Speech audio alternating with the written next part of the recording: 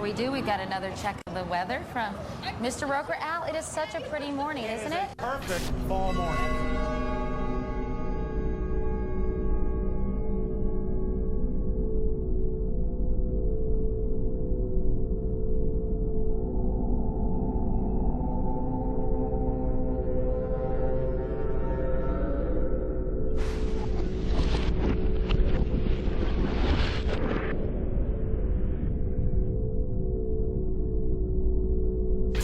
This is an NBC News special report.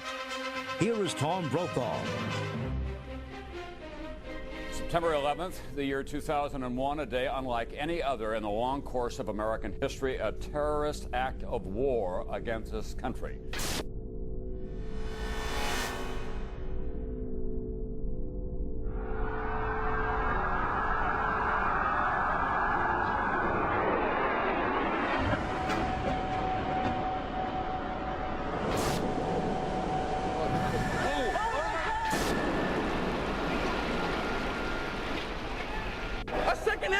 Your life is going to change, but more important, your son's life is going to change forever.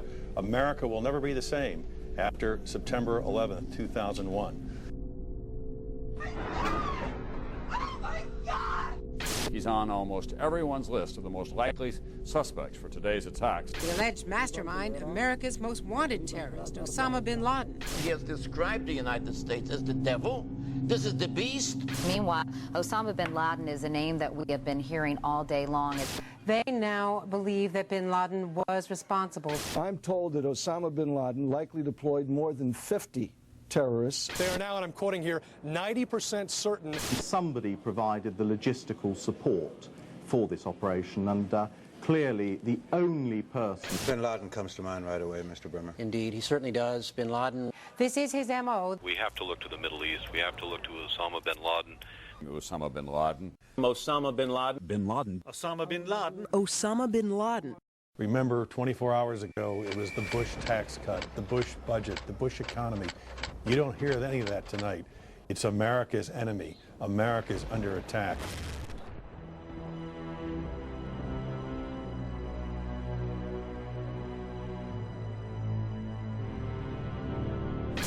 Within hours of the attacks on the Trade Center, there seemed to be one suspect, billionaire terrorist Osama bin Laden, and his band of ragtag extremists Al-Qaeda were to blame. They successfully struck the #1 military power in the world in an unprecedented fashion. America would never be the same. The Patriot Acts, Homeland Security, domestic wiretapping and surveillance, the loss of civil liberties, all in order to fight terror and protect us here at home. Is Osama bin Laden really responsible for the attacks of September 11th? If so, why can't we apprehend him? Did you know the FBI does not list 9/11 as one of bin Laden's crimes? Why not? According to Rex Toome, Chief of Investigative Publicity for the FBI, it is because there is no hard evidence linking bin Laden to the attacks. If that is the case, how could the 9/11 Commission conclude it was the work of 19 radical Muslims from the Middle East, under the direction of Khalid Sheikh Mohammed and Osama bin Laden? Bin Laden has been universally blamed for 9/11, but if one takes a closer look at the available evidence, it points to a much darker power. 7 years later, what evidence has been gathered? Let's begin with the hijackers. Many of them were actually trained within U.S. military bases. On September 15, 2001, Newsweek reported that U.S. military sources have given information that suggests 5 of the alleged hijackers received training at secure U.S. military installations in the 90s. Saeed al-Ghamdi, Ahmed al-Nami, and Ahmed al-Ghamdi listed their address on driver's licenses and car registrations as the Naval Air Station in Pensacola, Florida. Another indication of how the hijackers were tied to U.S. bases was reported on September 12th by Fox in D.C. They stated, congratulatory phone calls were made from a separate aeronautical school in Florida, which suggests inside help for the hijackers.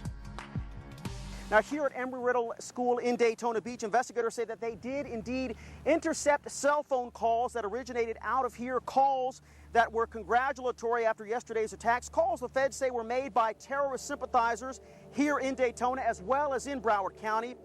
The New York Times would report that the Defense Department said that Atta had gone to the International Officer School at Maxwell Air Force Base in Alabama, Abdulaziz Al-Amari to the Aerospace Medical School at Brooks Air Force Base in Texas, and Saeed Al-Ghamdi to the Defense Language Institute at the Presidio in Monterey, California.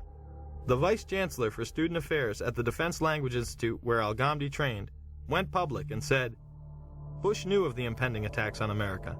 He did nothing to warn the American people because he needed this war on terrorism. He was quickly disciplined and threatened with court-martial." Even when neighbors called the CIA on hijacker Walid al-Shiari, nothing was done. Now, you might think that some of the neighbors would be shocked to find out that a suspected terrorist lived right down the street from them, but at least one woman we spoke with was not surprised at all. Diane Albritton was so concerned about what was happening inside the home at 502 Orange Street, she called the CIA. Why was she suspicious? The odd coming and going, the different rental cars, the odd-looking people that came and went. At that time, she says, the agency was not interested. How could it be that the CIA wasn't interested in this woman's story?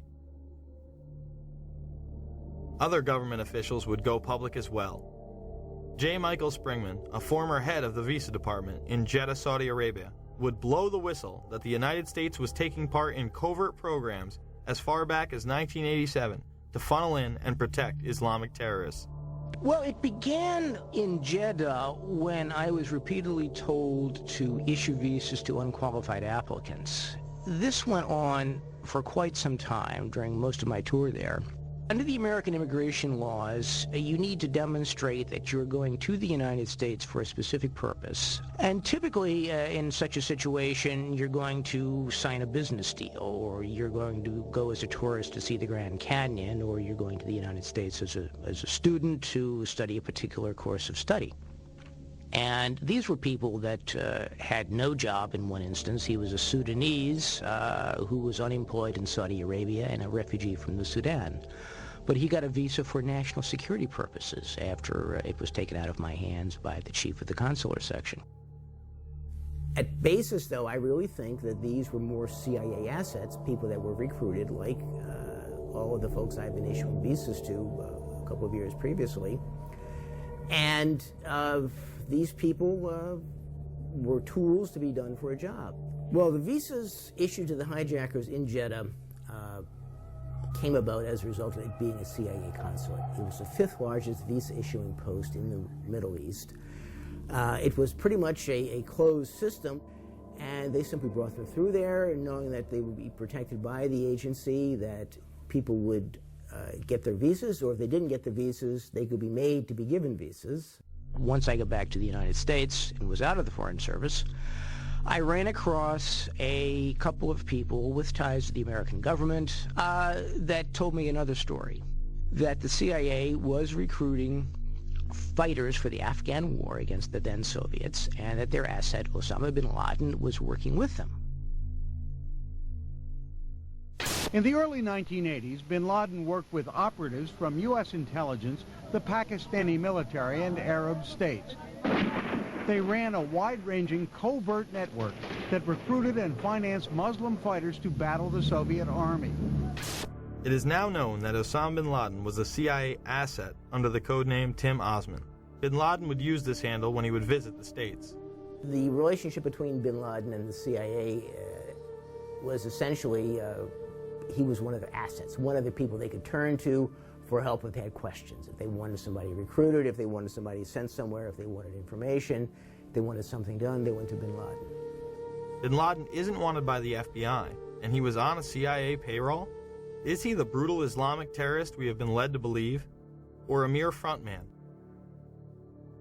My question was, is it not true that the United States government paid $300 million to the bin Laden family for the construction of the military camps? At that point, then the person who was